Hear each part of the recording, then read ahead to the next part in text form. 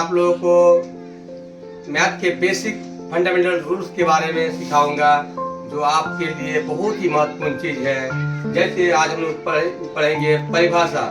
Math के कुछ basic परिभाषा है, उनको याद करना, उनको समझना बहुत ही जरूरी है। जैसे पहला आता है प्राकृतिक संख्या किसे कहते हैं या प्राकृत संख्या किसे कहते हैं, इसको इंग्लिश में बोलते हैं नेचुरल नंबर। प्राकृत संख्या किसे कहते हैं? गिनती की संख्या को प्राकृत संख्या कहते हैं। जैसे 1, 2, 3, 4, 5, 6, 7, 8, 9, 10 इस तरह से अनंत संख्या को हम लोग क्या बोलते हैं? प्राकृत संख्या। जहाँ तक में गिनती आती है वहाँ तक संख्या को बोलते हैं प्राकृतिक संख्या। कि सम संख्या किसे कहते हैं? उत्तर है जो संख्या 2 से पूरी तरह से भाग लग जाए उसे सम संख्या कहते हैं। उसको अंग्रेजी में बोलते हैं इवन नंबर। जैसे 2, 4, 6, 8, 10, 12, 14, 16, 18 इस तरह से जहाँ तक भी संख्या आती है सबको बोलते हैं सम संख्या। सम संख्या 2 से भाग लगने का भी नियम होता है, 2 से भाग लगने का नियम होता है, उसके आगे जाके चला सिखाएंगे।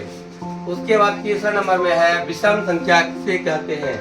जो संख्या 2 से पूरी तरह से भाग नहीं लगता है उसे विषम संख्या कहते हैं।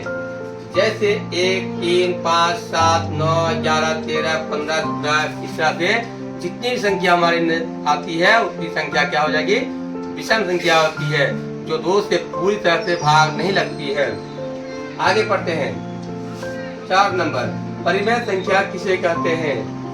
जिस संख्या को हम P/Q के रूप में लिख सकते हैं उसे हम लोग परिमेय संख्या कहते हैं। जैसे P हो गया अंश और बट्टा Q हो गया हर, यानी जिस संख्या को अंश बट्टा हर के रूप में लिख सकते हैं उसे हम लोग बोलते हैं परिमेय संख्या।